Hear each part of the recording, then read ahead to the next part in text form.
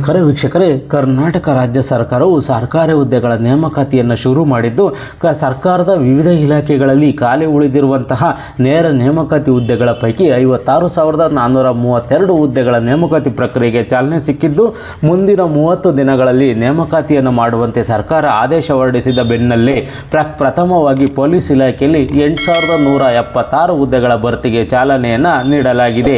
ಹಲವು ವರ್ಷಗಳಿಂದ ನೆನೆಗುದಿಗೆ ಬಿದ್ದಿದ್ದಂತಹ ಹುದ್ದೆಗಳನ್ನು ಈಗ ಭರ್ತಿ ಮಾಡಿಕೊಳ್ಳುತ್ತಿದ್ದು, ಈ ಒಂದು ಹುದ್ದೆಗಳ ಬಗ್ಗೆ ಸಂಪೂರ್ಣ ಮಾಹಿತಿಯನ್ನು ನಿಮಗೆ ತಿಳಿಸ್ಕೊಡ್ತೀನಿ. ವಿಡಿಯೋ ಸ್ಕಿಪ್ ಮಾಡ್ದಂಗೆ ಪೂರ್ತಿ ವಿಡಿಯೋವನ್ನು ನೋಡಿ. ವೀಕ್ಷಕರೇ, ಹಲವು ದಿನಗಳಿಂದ ನೆನೆಗುದಿಗೆ ಬಿದ್ದಿದ್ದಂತಹ ಈಗ ಭರ್ತಿಯನ್ನು ಮಾಡಿಕೊಳ್ಳುತ್ತಿದ್ದು, ಸರ್ಕಾರವು ಬರೋಬ್ಬರಿ 56,432 ಹುದ್ದೆಗಳ ಪೈಕಿ ಮುಂದಿನ 30 ದಿನಗಳಲ್ಲಿ ಎಲ್ಲ ಹುದ್ದೆಗಳನ್ನು ನೇಮಕಾತಿಯನ್ನು ಮಾಡ್ಕೊತೀವಿ ಅಂತೇಳಿ ಒಂದು ಆದೇಶ ಹೊರಡಿಸಿದೆ.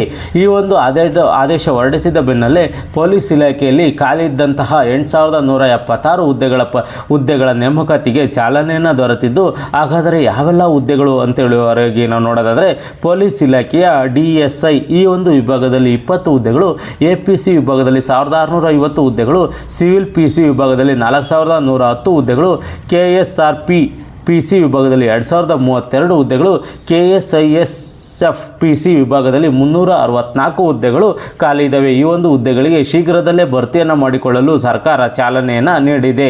ಮತ್ತು ಕರ್ನಾಟಕ ರಾಜ್ಯ ಸರ್ಕಾರವು ಹಲವು ಮೀಸಲಾತಿ ಗೊಂದಲದ ನಡುವೆಯೂ ಸಹ ಈ ಒಂದು ಹುದ್ದೆಗಳ ಪ್ರಕ್ರಿಯೆಯನ್ನು ಚಾಲನೆಯನ್ನು ನೀಡಲಾಗಿದೆ.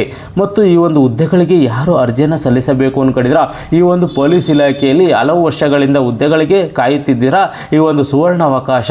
ಆದಷ್ಟು ಬೇಗ ಅರ್ಜಿ ಸಲ್ಲಿಸಲಿಕ್ಕೆ ಒಂದು ಅವಕಾಶವನ್ನು ಮಾಡಿಕೊಡ್ತಾರೆ.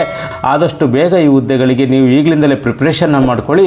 ಈ ಒಂದು ಮಾಹಿತಿ ನಿಮಗೆ ಇಷ್ಟವಾದರೆ ಸಬ್ಸ್ಕ್ರೈಬ್ ಮಾಡಿ, ಶೇರ್ ಮಾಡಿ ಮತ್ತು ಲೈಕ್ ಮಾಡಿ.